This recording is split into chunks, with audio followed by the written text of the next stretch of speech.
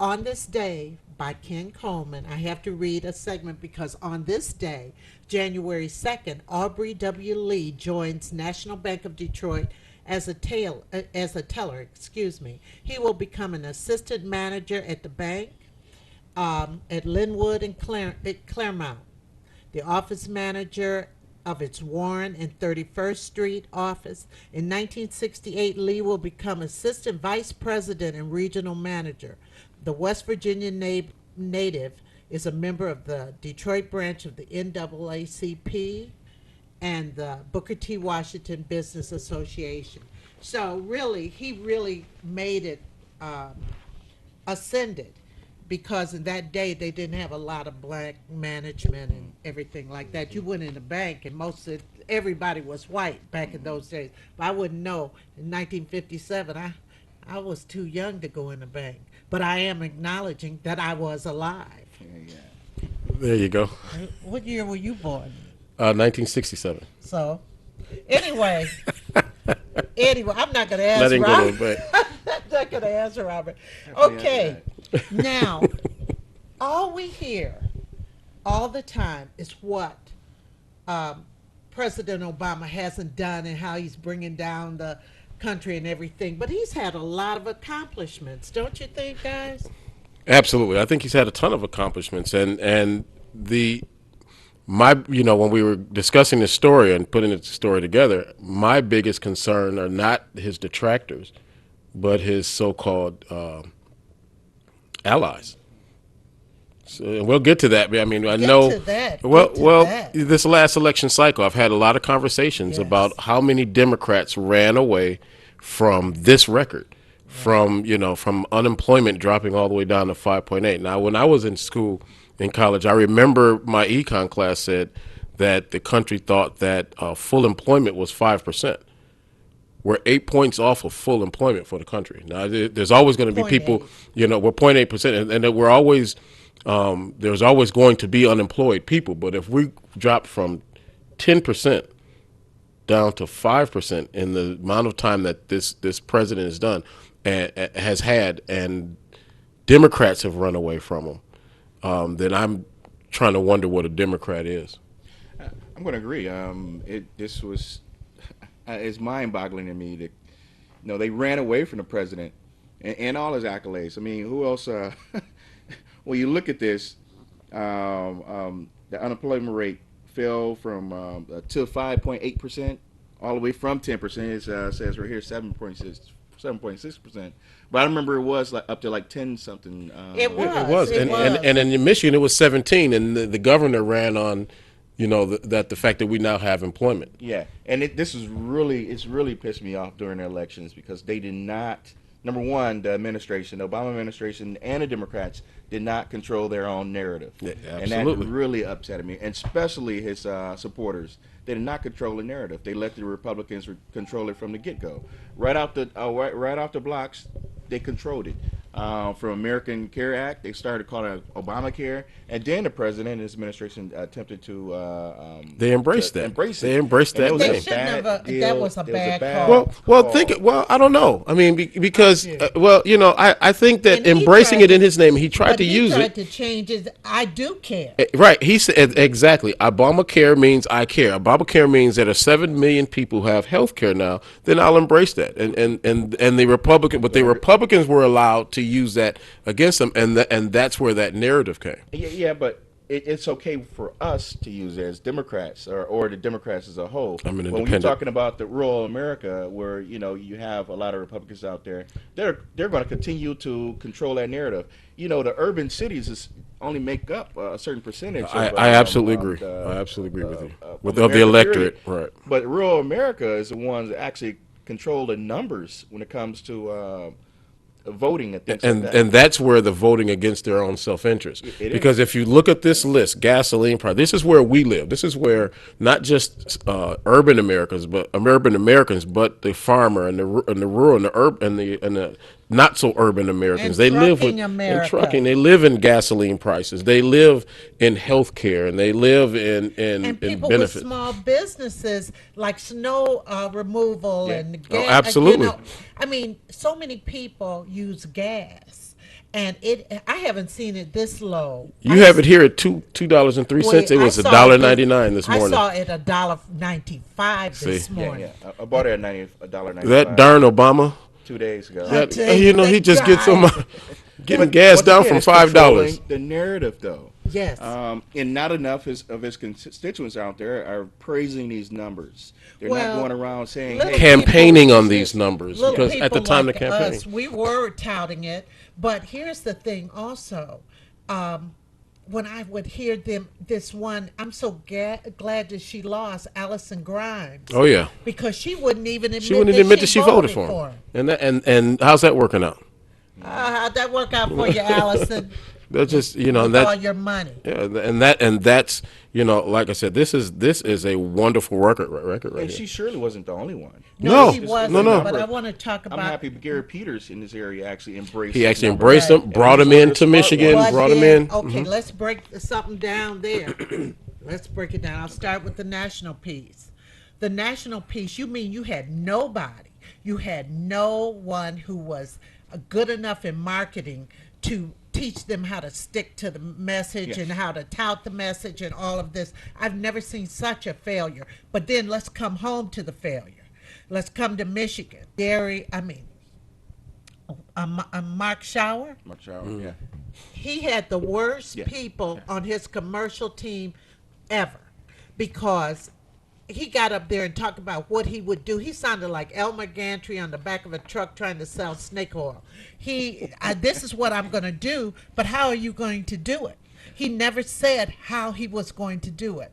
And as far as I'm concerned, they let the Republicans control the narrative. The thing about Gary Peters, and I've been voting for Gary Peters since he was a state rep because I'm in his district, but he has always been consistent. And he has had people break party lines to vote for him. Well, see, one of the problems that Schauer would have had, and I'm sure, and I know you've talked to Ken Coleman on this right after the elections. He broke all this down. One of the things that Schauer had going against him was a not so enthused electorate, not so enthused people. The numbers went down when President Obama wasn't on the ticket. The voting numbers went down. But I gotta So tell you, the less amount of people voting works for Republicans. That's a vote for a Republican. Oh, come on! Especially in Let me Michigan. tell you something. Let me tell you something. There were a lot of people mad at Snyder, but I'm going to tell you this also. They were mad at Snyder, but I told Schauer when he was on my show, Mm-hmm. I told him this off air. I said, "I'll help you. I'll help you." As far as getting your message across. When he actually did his commercials, he had I was a speech teacher. He had these mechanical hand movements. They didn't teach him how to do right. Someone else should have wrote his narrative. I could have helped this man. And wait a minute, my sister-in-law was on. She worked for him, No, and you're she right. told him. She said, "I got people who could help you." But he had this white team. I'm going to say it just like it was. Throw it who out there. said you have to make these mechanical movements. You have to come out from behind a farmhouse. Right. I mean, there And, was so and not many from things- downtown. not And from the down- reason and why was that? Because they looked at the numbers and they were going to look at who was voting yeah, in larger numbers and play to that base. It didn't work because you had somebody coming out saying, "I'm a nerd and I'm an accountant and we're going to get this." And and No, a not lot of necessarily. people think that Snyder made it for Detroit white friendly. Well, not just that. When Did he I came say out, that? when he came out, Schauer was not enthused. He didn't seem like an enthused not at all. candidate. Period. Not just that. Once again, when you're running for the governor, you can tout once again the president's numbers. He ran away. he from should that have too. jumped on those president's numbers. He's Let's talking keep. about Right, Democrats right. supporting Democrats, and especially with these numbers. These numbers have been around here for a while now, and he chose not to do it. Right. And yes, he did choose to listen to folks that didn't translate with Detroiters. Well, I read yesterday that the stock market was in shock at how well they did. Oh, absolutely. Over 18,000 on with the Dow. And it's steady going up. Yes. It's steady going up. But this those are darn astounding numbers. Obama. Way before Bush was in office. Matter of fact, this These are heights These are we've all never reached recognized. We've before. never reached never before, reached Never ever. These are reached all them. historical. I mean, yeah. Because it was at the time at the brother last year it man. was 17,000. Now we're at 18,000. Brother So- man, not the other man. Yeah, No, that I part- didn't say that, did I? But seriously, New Year. what they have been touting was first and foremost because he was a black man or is a black man. They, they have been relegating the black man. The black man has been under attack to me since he was elected, and he has been under attack and disrespected. Anytime that congressman yells "you lie," I mean, and then that Jan, what's her name in Arizona, has her The governor of shaking Arizona. her finger at him and so forth. But I mean, job creation, and a lot of people. I'm tired.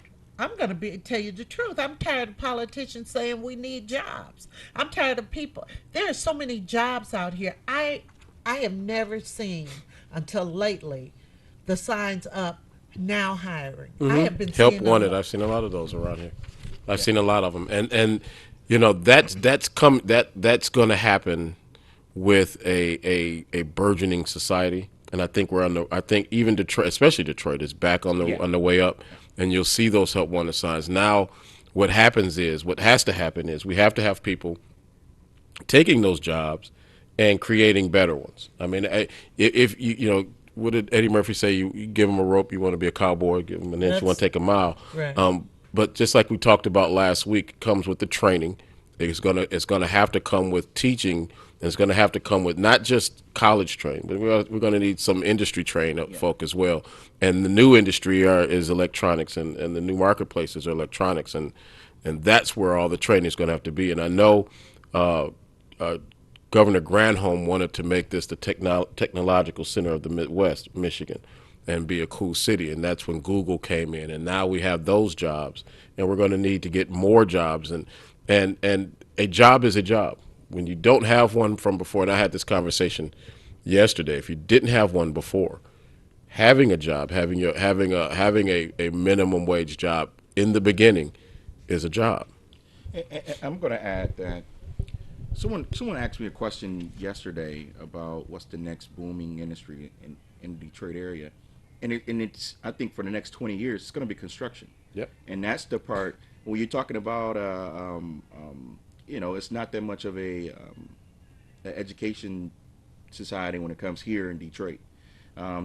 It's a high number of uneducated individuals going to either college or high school, college dropouts. But those very same people can be trained in the construction industry. Right. It's a high-paying job, and when you talk about M1 Rail being laid, when you're talking about the two new hotels going to come up after the 2017 when they implode Joe Louis Arena, when you talk about the new construction there in Corktown, the old Tiger Stadium. I mean, all of these. I mean, these are just beginning when you're talking about construction jobs. But hey, they're there. They're going to be here over the next 20 years. And you have to get training. People don't understand. I've heard a lot of people tell me, "Well, I need a job." What's your skill level? Right. If you have no skill level, you might have to take a job at McDonald's or somewhere right now. But you can. So many places will pay for you to get an education. And one of the things that I like I said, I had a very long conversation yesterday about this.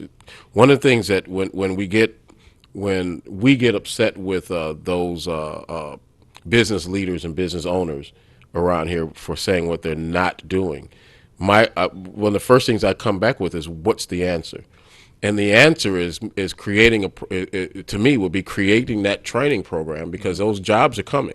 Yeah. So if the Illiches and the Penskes of the world will they can create their own workforce right here in the city of Detroit while they're building right here in the city of Detroit. And I think, and of course, greater minds than mine can come up with this. But if you create, you think so? I believe so. If you create that program, no, they are. That's what's going on right now with the workforce development program. No, I was kidding. Oh, I told you it was a greater mind than mine. They are trying to create that, but they have some roadblocks along the way.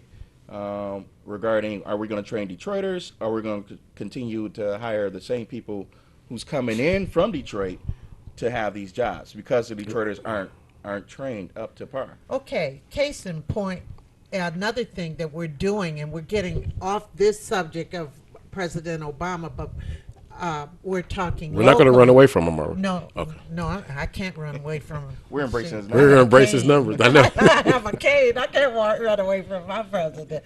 Anyway, no, seriously, it's entrepreneurship. And a lot of that is happening, yet they are touting the Caucasians more so with entrepreneurship rather than us. But I look at the place where you get your hair cut, Robert, at the social club. Social club.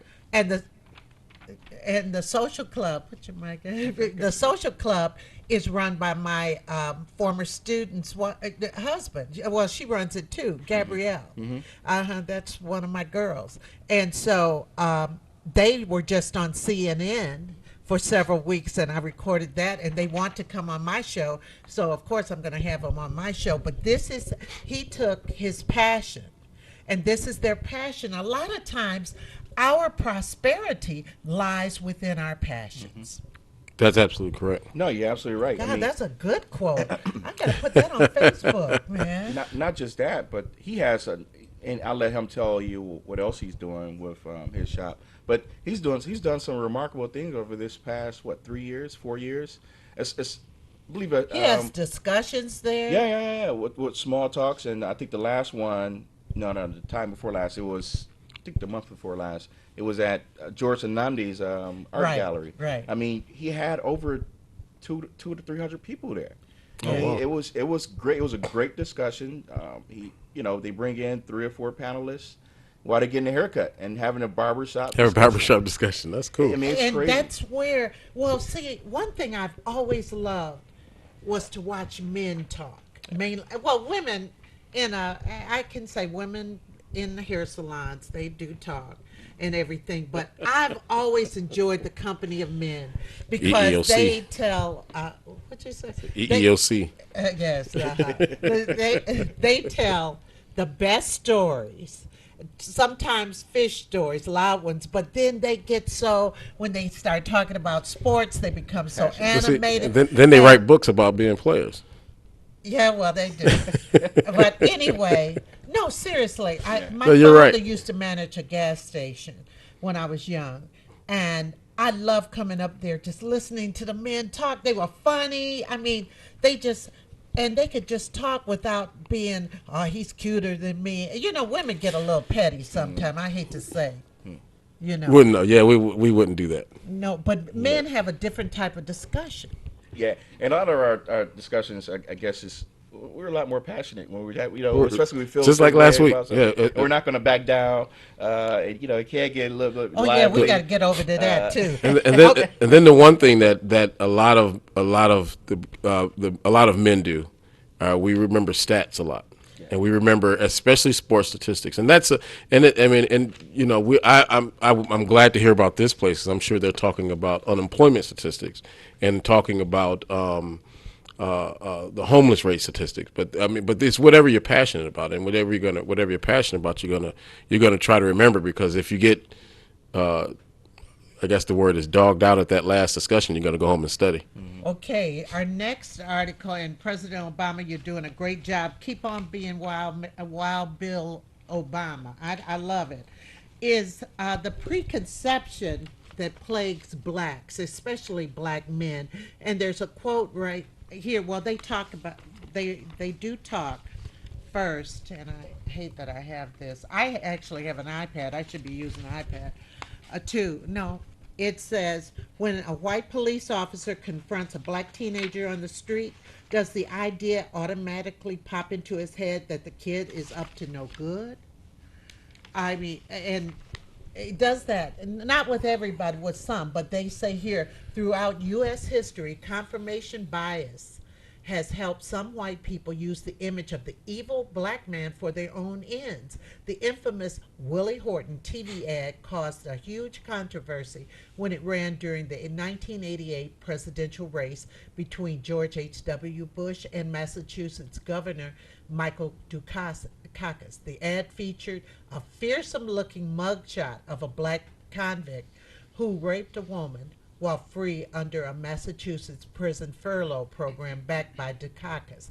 The ad was intended to picture Dukakis as soft on crime, and it works. So whenever they use a black man's mugshot and stuff like that, this gives the connotation of this is the way. You know, some people never run into black people. There are actually people who never in see black right here in Michigan. Now, and I don't want to monopolize this, but I do want to say that even when they show Obama, President Obama, on these conservative things, they have him in very telling views. They don't have him looking like he usually looks. It's usually a demonic view.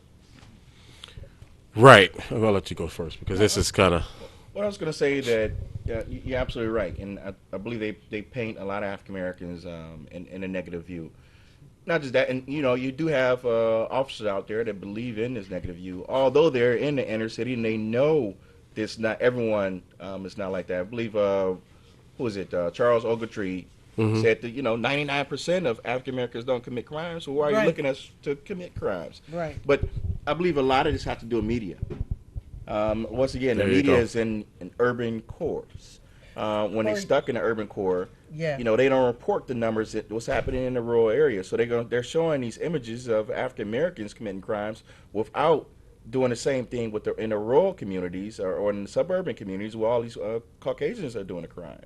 Well, they have here as far as history in the 17th century and so forth, the first slaves they used in the Caribbean were Irish. Well, and they didn't call them slaves. I read that, and they didn't call them slaves back No. then. Remember, slavery was a peculiar institution, and those were called indentured servants. Servitude. I know. So so they changed, just like they changed torture to enhanced interrogation. Whoever controls the message gets it out, and this is not just something that has plagued us since Obama's been in office. This is something that's plagued us since I was a child, and even before that. Especially black men, have been portrayed as demonic or monstrous or beasts, and in this, and Ferguson brought the Ferguson grand jury brought this out when this cop was allowed to testify for 4 hours straight and say that this young man had a demonic look on his face. He was a beast. big, and he was And he was like the Incredible the Incredible Hulk. Hulk. All these buzzwords were used to allow this grand jury to confirm what they had already thought about whatever was going on in this situation. Well, let's quickly talk. Let's get into Detroit because what's ahead for Detroit? What do you think? They have things like this new beginnings. There are a lot of people here. Like I had Zaina on last show who had been in business downtown for 30 years. And they don't include her in the new Detroit. I think they say mostly Caucasians for the new Detroit. Wow. Yeah. Who controls the message? Caucasians. Who's controlling the That's message? why this station is going to become so important. And there are a lot of businesses out there. A lot of there was a minority business, black business expo years ago, and it has not been back. I think it was 05, 04, Yeah, something I like that, remember. and it has not been back. It's time for that. I guess if I were writing the commercial, I would write, I would open my door, turn around the open sign, and then and pull the shot out, it would be Detroit. We're back open for business, and let everybody come through those doors. I think likely you'll probably see it. McCants, I believe he hasn't had a expo in years because of the economy. When it took a downturn, and so did the Black Expos and the sponsorships. Well, perhaps they could have it in smaller venues. They can, but on to the topic. You're right. I believe they're trying to depict a change in Detroit, so they're not showing too many African Americans being a part of this change, which is a serious issue, especially when you had articles like Nolan Finling wrote the other day. Oh yeah. Where are the black? Where are the where black all people? African Americans? We're downtown too. We're downtown in those same lines, You know, right? and then on top of that, people don't hear about these new grand openings or these new restaurants. I mean, uh, Oh, they're in the paper, but it's usually not an African American restaurant. well, yeah, and then you talk about transportation. How does folks in the inner city going to get down there? And then they have some severe parking issues. Oh, In the city of Detroit. When Oh you're my talking goodness. about the Midtown area, we're trying to straighten out now. But yeah, I mean they're not showing the people coming to these venues. I live in the area. I shop in that area all the time. I patronize all the businesses all the You know, time. and one of the your things bow that, tie down there? No, and one of the things that we have to, Yeah, okay. one of the things that we have to do is start touting our own message. yeah, We have to get out to where black folk are, where the people that we want to come patronize these businesses are. I mean, for instance, I know that there's this little place that's there are cigar bars all over the place. Yeah, I know you know about that. And if there was a black owned, Detroit. is this two? yeah. And if there was a black owned cigar bar, imagine. I mean, You'd be sitting up in there every day. front row. Yeah, I know. Not just on Fridays. So we have to get our own instead of saying they're not saying our message. We need to say our message. I agree.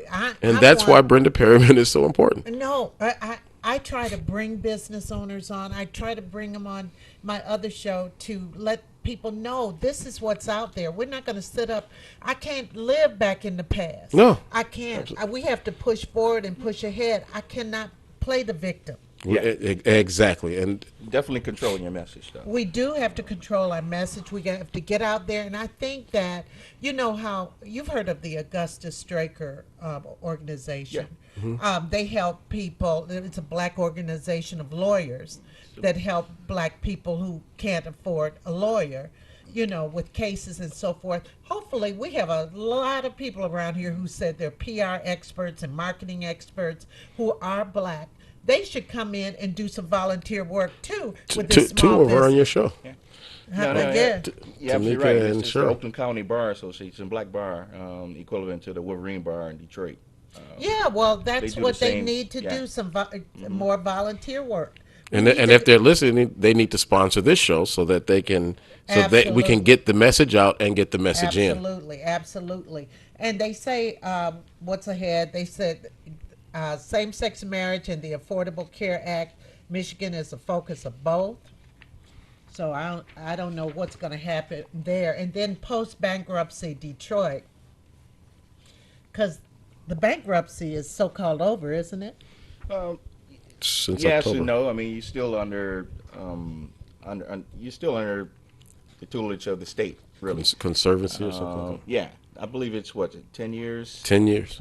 So they're going to be able to control some of the pockets of Detroit while we try to save up the money and straighten it and spend it the Right correct size, way. right. Versus, Yeah, well.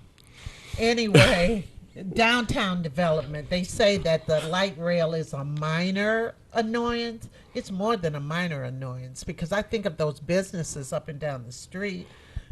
I mean, Well, in order to grow, I mean, the one problem in my estimation, and I've been saying this for years, that Detroit has had as a major city has never had a light rail system oh yeah. and never had a subway system.